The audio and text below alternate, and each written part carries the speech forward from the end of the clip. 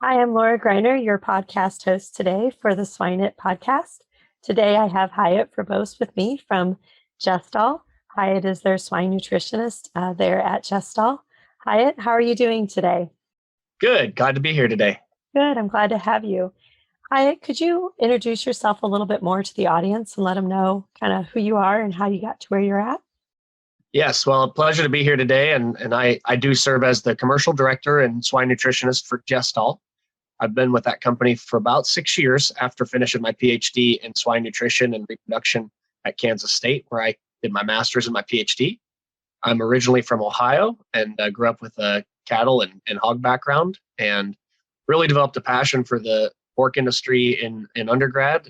And I've really enjoyed my role in my current position because I get to help producers adapt to challenges in their daily lives, especially with regard to group housing and the use of electronics and technologies and kind of the evolution that's going on, especially in sow farms and in research.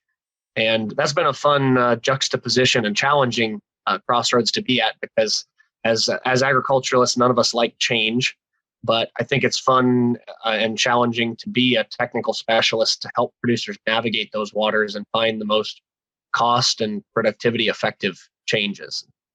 That's kind of where I fit into the equation, I think. Absolutely. I think that's great. Some of your more recent experiences with your company is of course, looking at feeding systems. That's what you're known for. And so you've had some actual interaction with something that's happening in the United States that maybe some of our audience isn't very familiar with today. And that's what we call Prop 12 or Proposition 12. Would you mind talking a little bit about Proposition 12 today? Yes. And I'll start by saying, first of all, I'm not a lawyer.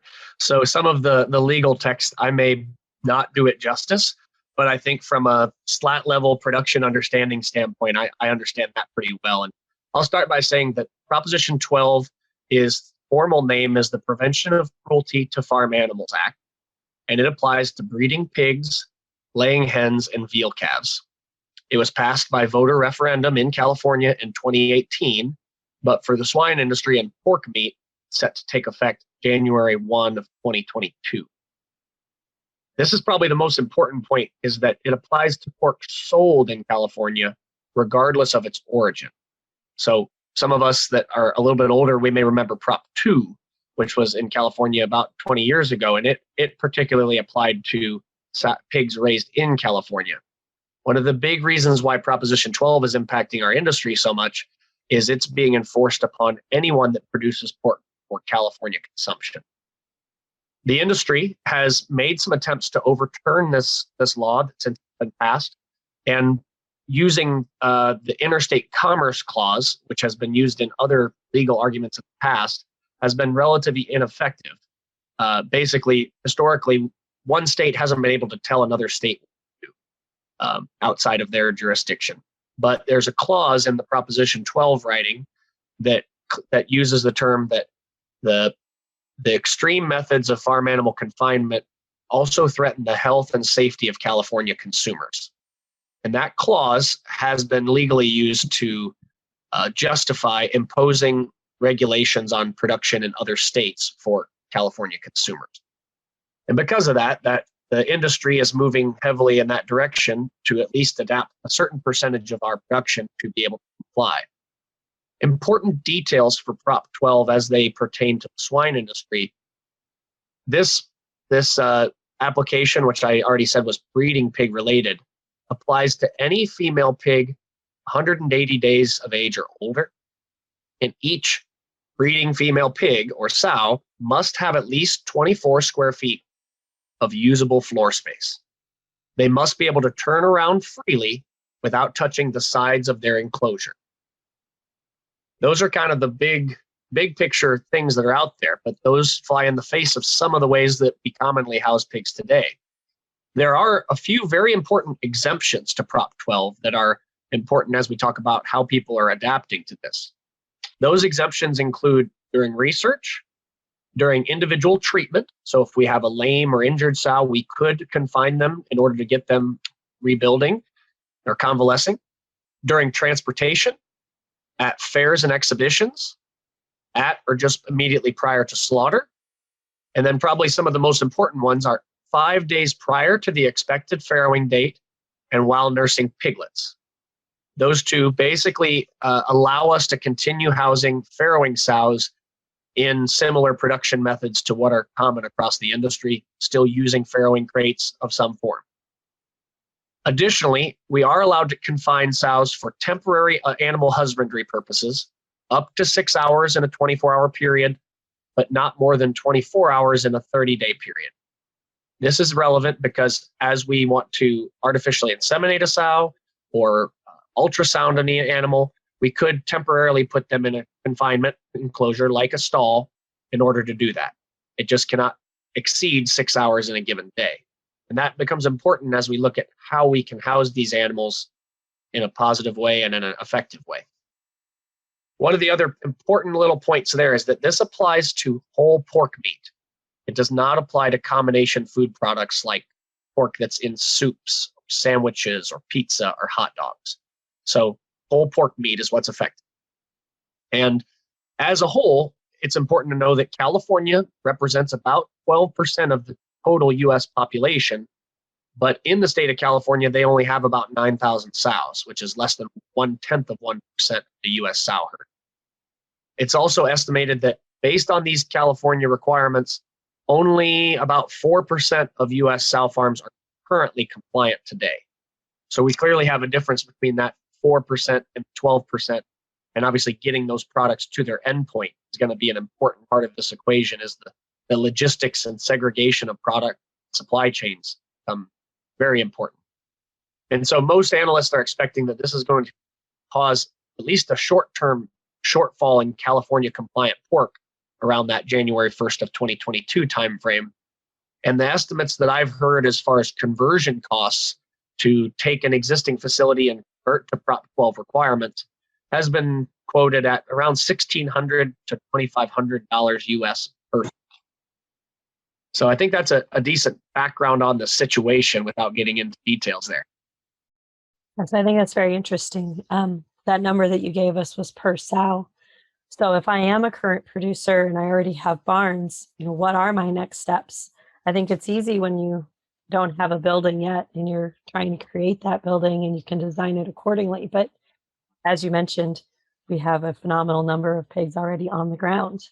So how do we start to prepare our barns to be ready for Prop 12? Yeah, so the first step is it's going to be a case-by-case situation. But this is where I've been actively involved with a lot of large production systems who want to maintain a presence in the California market. And it's important to remember in this equation that farrowing is not being affected, at least from a compliance standpoint.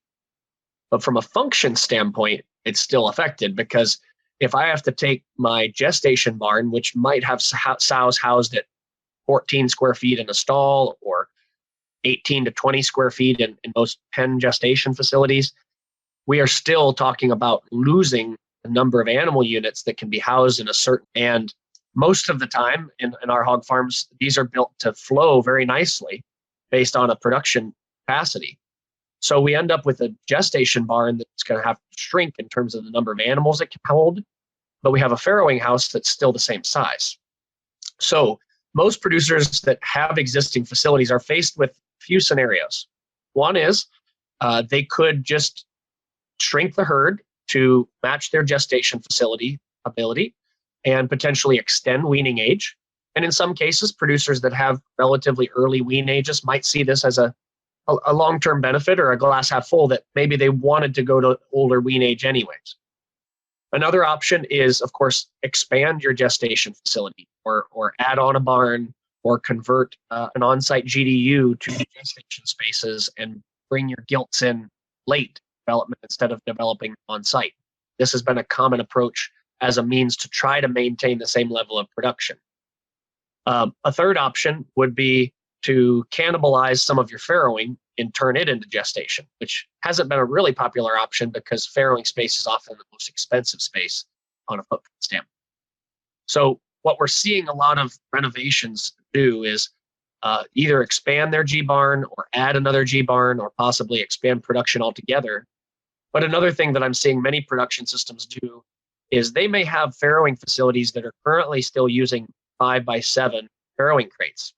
And many production systems that are investing in new facilities are giving those sows and farrowing at least 5.5 by 7.5 farrowing crates, but often 8x6 farrowing crates. And I think that 8x6 farrowing crate is an important number because that's generally referenced as the size you need 6 feet wide to have a turnaround crate, which allows the sides of the crate to open so a sow can turn around. And many of us on this side of the equation are anticipating that although Prop 12 does not regulate farrowing, many of us are saying, hey, if we're spending all this money to renovate facilities, we probably ought to try to think ahead to what is coming next down the pipeline. And I think most people in the industry that have their head wrapped around this would agree that turnaround crates are probably one of the next areas that are going to be scrutinized by consumers and animal rights groups. So some producers who have facilities that need renovation because of aging steel or facilities, they're using this Prop 12 as a chance to not only renovate gestation to be compliant for 24 square feet and no gestation stalls, but also to put bigger farrowing crates into their facility, which could also be compliant for turnaround. And those are some of the different conversations that I've had with a lot of existing facilities. But of course, it depends a lot on whether you have existing fully slatted facilities or partially slatted, how many barns you have. Animal movements also become a very big factor in this as well. Absolutely. In addition to that, how many, like on a percent basis, how many individual gestation stalls are you still seeing them keep in their barns? I think that's because, as you mentioned, we can have some for treatments and convalescing. So if we think about a percentage of space, how much are we still able to retain of that? This has been a big discussion point for many in this equation. I've heard different numbers, but I've been involved in several production systems that have already committed and already been down this road. What I am seeing is most of those barns that are, already committed and making the change are trying to keep around 2 to 4% of gestation stalls. And that usually represents a relatively similar number to the number of animals that need to fall out of pens because of body condition or lameness, and for lack of a better word, can be justified to put in a stall. And it does appear that from the California Department of Ag, that if we have a thin sow that we need to rebuild condition on her, she can be considered individually treated. And so I don't think there's going to be a terrible amount of hand-wringing over keeping a girl in there for the remainder of her gestation if she's truly lame and truly thin. But yeah, whether that percentage becomes a compliance issue is going to be interesting. But there has been a lot of discussion about housing animals in hospital pens and whether we should use hospital pens within their gestation open housing, because we have so much square footage committed to these animals. Most of us in the industry would argue that 24 square feet is overkill, but I think everybody would agree that they don't want to have to take animals out of a 24 square foot pen because of lameness and now have the remaining animals housed at 27 or 28 square feet or beyond because of removal. So not having animals take up 2 spaces in their barn becomes a very important, space utilization is a very important conversation in this, because in most cases, best case scenario renovation that I've worked on, we're losing around 20% of our spaces in a G stall barn. And that's a big loss. So we don't want to make that 23 or 25% in help. Sure, absolutely. So when we think about some of the management that has to go with this, you and I were visiting earlier about breeding versus gestation, right? Because I think back to all the work we've done where we talk about individual housing to get the breeding done, let them gestate for 35 days, and then we mix. So how are people starting to address that idea of doing free access and breeding gilts or sows? Well, I'll quickly mention that different options have been considered for breeding in pens, but most people aren't super excited about loose breeding, open breeding in a pen, or physically taking girls that are in heat out of pens to a breed stall to get her AI. So the prevailing wisdom is we should use a certain number of free access stalls, which are stalls that allow sows to walk in and back out of her own volition. But in animal husbandry situations, we can lock them in there. So many producers are using feed to encourage those girls in. We can temporarily lock her in and use a teaser bore or whatever to determine who is in heat and hopefully get her AI'd within that 6-hour period that's allowed within the system. Now, technically, we need to allow those animals to go back into the pen environment. So it's important to remember from a sow behavior standpoint, these girls are already housed in pens. So dominance hierarchies and mixing aggression can and will manifest itself in that pen environment. It's easy to think of them from a management standpoint as just like a stall, but at the same token, we do have the importance that they get to go in and out of that stall, and they don't come back to the same stall every day to eat. So we can't really modify feeding levels because we don't know for sure where she's going to end up each day. But one of the big differences from what I've seen, I have a lot of customers who are keeping animals in stalls until pregnancy check, 35, let's say 28 to 42 days, and then moving pens. In those cases, they can group a group of animals that were bred around the same time, scan them into our system, and move them to their pen at that time point. Well, in these free access stall pens, those animals might be in different places. And so tracking them down and organizing when and how to scan them and move them is a changing landscape. And so one of the big discussions I've had with customers is what size of groups should we put in those free access stall pens? Some have argued really big pens. Some have argued small pens. I might argue that we should group them as much as possible as sizes that are close to the size that they're going to be going to next and their next move. And now that maybe brings me to a good segue that theoretically we could keep these animals in free access stalls for the duration of gestation and have that pen stall combination. But in most cases, that has not been a terribly popular option because these free access stalls do have a lot of cost. Metal prices are very high right now. They take up a footprint, and they do have a lot of moving parts. One of the challenges that some producers who've had free access stalls in the past is that those moving parts eventually manifest in a lot of maintenance. And so I've had some deep conversations with different production systems about the different free access stall versions that exist. And some have 20 moving parts, some have 30 moving parts, some are rotted steel, some are tube steel. Those differences may become very relevant if I have thousands of them in one farm, because maintenance can be a real bear in those cases. So making the right choices now becomes very important. But between the cost and the long-term maintenance equation, a lot of producers are keeping enough of those free access stalls to breed sows in, or maybe enough to keep them in a free access stall environment through preg check. But it's been relatively rare to keep them in free access stalls throughout gestation because the loss of gestation spaces is even more than 20%, because we need to have those alleys on either side of those. And so not only does the square footage in the pen have to be 24 square feet, but we have to have alleys for access for humans and boars and such. And that further complicates the space equation. So given that, if we're moving those girls out of a free access stall group at some point, we have the situation of girls who are bred but not confirmed pregnant. And we have to balance that of how do we detect those girls of being in heat, or how do we preg check those animals in pens? I've gotten lots of questions about how can we ultrasound sows in pens? And there are lots of producers already today that do this and have proven that it works, but it's still a little bit of a foreign concept to many producers who are used to doing that in stalls. But I think maintaining pen integrity has been a hallmark of most of the animal welfare research that's been done on pen gestating sows. And I know you, Dr. Greiner, were a part of some of the when to mix sows in groups conversation. And there's some pros and cons to different time points. But I think we could most agree that mixing animals more than once is not that great. The less times we can mix them and the more we can maintain a pen integrity of group, the better. So from an execution standpoint on some of these early farms, that's been one of the crux issues that we're trying to maintain.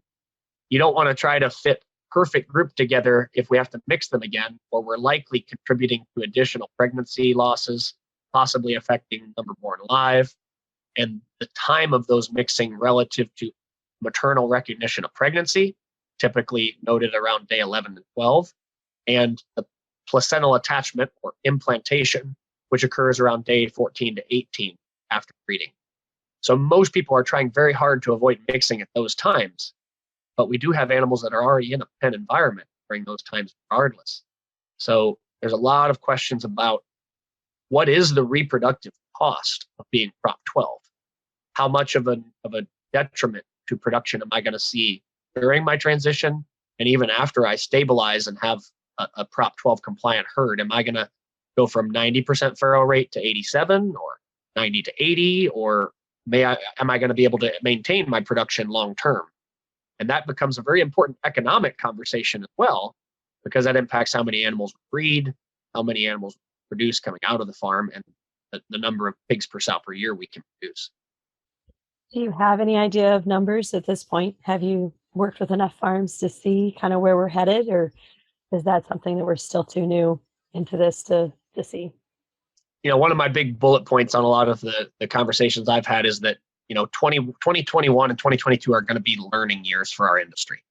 And because California is such a big part of the US consumer base, like it or not, there are hundreds of thousands of sows already moving in this direction at different speeds. The number of farms that are already Prop 12 compliant, you can about count on one hand. And talking to them, you can learn some things, but it's still relatively early for them even on some of these equations. The numbers that I see most production systems using as budgetary estimates is figuring around a 3 to 5% loss in farrowing rate, Prop 12 compliant versus their previous, let's say 100% stalls and then pens post-preg check. I think most people are using that as hopefully a very conservative estimate, and most are hoping that we can exceed that as we get more comfortable. But I would say based on the change in management that this requires, and with experience of people that have moved from 100% stalls to post-preg check pen housing, not only do we have to help the animals adapt, but helping people, the farm laborers adapt, is just as big of a part of the equation. And in my experience, even if you can get back to existing production levels with post-preg check housing, the transition year, or even a couple years, oftentimes is a little rocky, where you see a more significant drop-off initially, but eventually a rebound. So I think there will be that drop-off during the transition.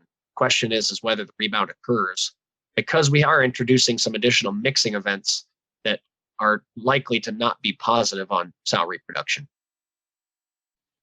If a producer goes into their farm and they adjust it for Prop 12, is there any type of verification system or certification process that they're going to have to do to be Prop 12 compliant? Yeah, I think this is an area that has been it's been thought about, but it hasn't really taken shape yet. And the state of California still has to figure out exactly how they're going to do this. But if you look at the recommendations from the Department of Ag in California, they do have a framework in place to enforce compliance. I think most would agree that the state of California itself doesn't have the manpower to go around to producers all over the US and verify their production standards. But I have some background in this from previous consulting relationships that I have, that these type of certification companies already exist for things like organic, grass-fed beef.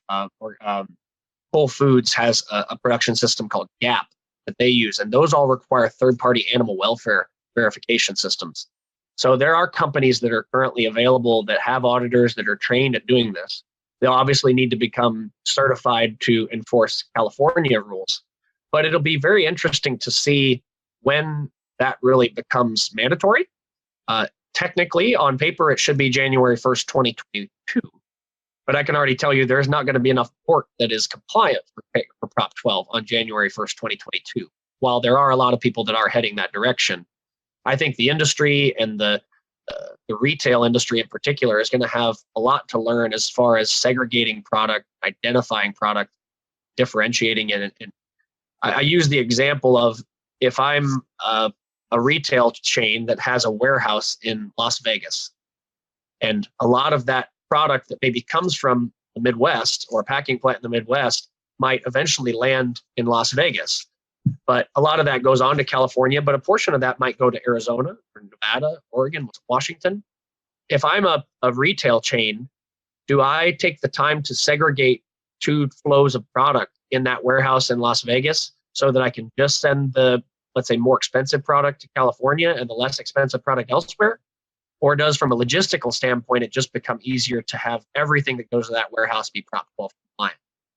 And that's going to be very interesting as we get out to 2022 and 2023 and we've seen this with air emission standards from California on vehicles. Eventually, will that trickle back to other states and to a more widespread approach, because California is just too big to ignore?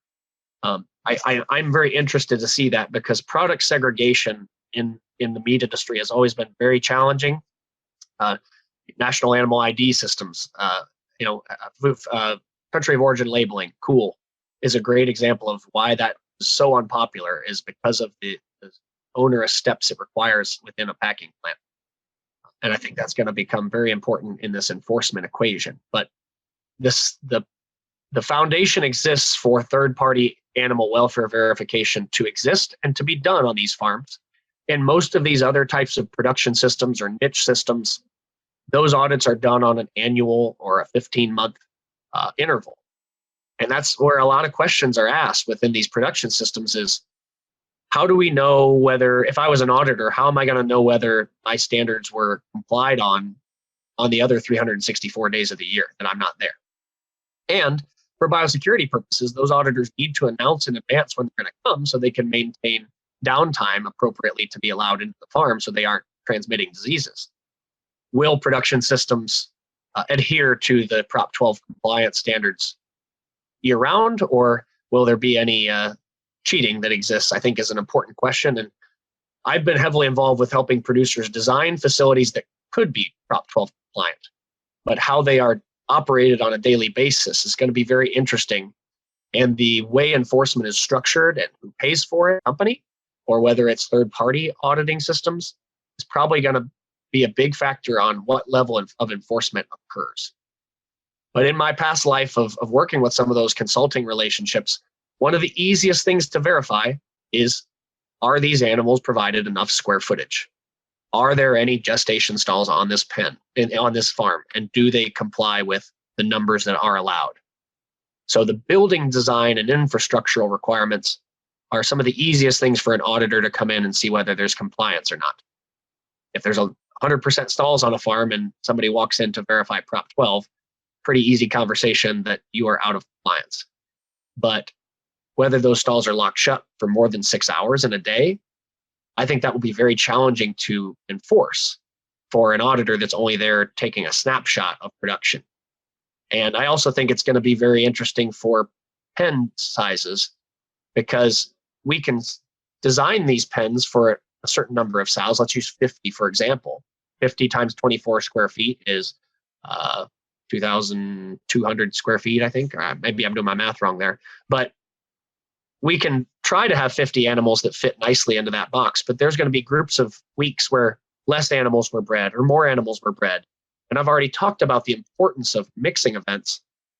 We don't want to take one animal out of that 51 group that was already a nice, neat group that are all bred around the same time, just because she's going to exceed the square footage requirements. But if we wanted to be letter of the law compliant, we would have to mix her with another group, which would ultimately probably be negative on animal welfare. And so I think that biological variation that exists in these sow farms is going to be very interesting for those who are tasked with enforcing compliance. And it'll be interesting to see what that looks like, probably in 2023 and beyond, would be my guess. That's a very good conversation. I think that's exactly right. You've hit some of the key areas. You've helped us understand kind of where people are at today. But certainly there are a lot more questions than what we have answers for at this point, which that's typically how any new technology or a new advancement occurs. So I do thank you for your insight, Hyatt. As we wrap up today, we do have a couple of questions for you. The first question is what is your favorite swine book that you read? Well, I know Marcio and Swine loves to ask this question, and I frankly wish there was more swine books out there. There's not as many, light reading swine books as you probably like. But for me, as a scientist and as a nutritionist, I've always really enjoyed Chantal Farmer's Pregnant and Lactating Sow. That's been a great reference resource for me, and I think it's still pretty readable. So that's probably my favorite one to just circle back to from time to time. Mm-hmm. That's a very good one. How about a non-swine related book? Is there anything that you're reading today or that you've recently read that you want our readers to know about? Well, sure, I'm happy to share. I try to maybe not get too bogged down in industry publications, light side reading, but I try to challenge myself to read some of the classics. And if you look up some of the classic, some of those historical writings. But right now I'm on Marco Polo's The Travels, and it's written by Marco Polo in I think 1500 or so, or whenever earlier than that, I believe, when he was traveling to and from China through the overland routes. So trying to mark that classic off of my list. That's very interesting. I'll have to look at that one. The last question I have for you today is, when you think about people in our industry that you identify as being successful, what would be some key characteristics about those individuals that you think have helped them be successful? Yeah, well, now that I've been out in the industry for a few years, I've had the chance to kind of see this, and leading my team and working with different skill sets of my team, I've gotten to see this for myself too. I see a lot of us that have gotten technical training at the university system. I think from a technical standpoint, we have the resources we need to be successful. The soft skills that are maybe a little harder to train in a university setting are some of the things that I think maybe separates the haves and have-nots in the industry. And being able to translate technical information into a user-friendly verbiage and sentence structure, and relating that to the slat level workers that we have in farms, as well as the business owners and financiers, and being able to talk to different groups and accomplish what you're trying to get across is very important. And I think being able to make strong fact-based decisions, critical thinking and decision making is one of those soft skills that I don't know that as many people are well versed in that as we'd like. And having those type of leaders in the industry, they tend to stand out. They can do that and still navigate the rigors of normal business from the slat level all the way up to the business management approach side. Mm-hmm. I think that's absolutely true. Those soft skills are invaluable, and sometimes they take time to learn and a little bit of practice throughout our careers, but for sure it's something we need to continue to push to do better. Well, and there's good opportunities at the university level to be involved in different teams or events or contests and such, that are groups that can help develop those soft skills. And so I've always been a big advocate for those and supporter of those, because I think they help make people more well-rounded for the real world scenarios they'll face after they exit university life. Absolutely. Give them some good building blocks. Yes. So Hyatt, I again want to thank you for your time today. As we walk away, are there any key takeaway points that you'd like our audience to think about in concern with Prop 12? Well, I guess I'd end with the fact that it's the legal challenges for Prop 12 are not complete yet. So it's going to be interesting to see whether any further legal challenges impact the rollout of Prop 12. But I really think 2021 and 2022 are going to be learning years for the sow industry, and how far we go on this path is going to be predicated on some of these things we talked about today, and whether it's going to stop in California. We need to be thinking about what's coming next. It'd be nice to not be reactive, but to be a little bit more proactive to adapt production practices that are good for animal welfare, but also help maintain or expand the level of production we already see. And I think it's important for us to remember that our industry has been evolving for a long time for you and me. I think it's good to remember that 40, 50 years ago, almost all of our sows were housed outside. And that's a pretty foreign concept to everybody today. But I think we can and will adapt successfully to these new standards. And I'm excited to help producers learn. There's going to be some new good things we learn out of this. And I think hopefully we're also providing a better life for the sow, which is certainly a good thing long term. Wonderful. Well, thank you, Hyatt, again for your time. For our audience, this is Hyatt Frobose from Gestation. Thank you so much. Thank you, Dr. Greiner. Glad to be here. Imagine if, with a few key concepts, you could have the potential to create a massive positive impact by bringing from hundreds of thousands to millions of dollars for swine producers. Join us on this small group and go to the next level of swine nutrition on this 7-week-long elite online training in applied swine nutrition and feeding by myself and my world-class invited speakers. Additionally, you enjoy an exclusive community to exchange ideas. Go now to www.eliteswinenutritionist.com.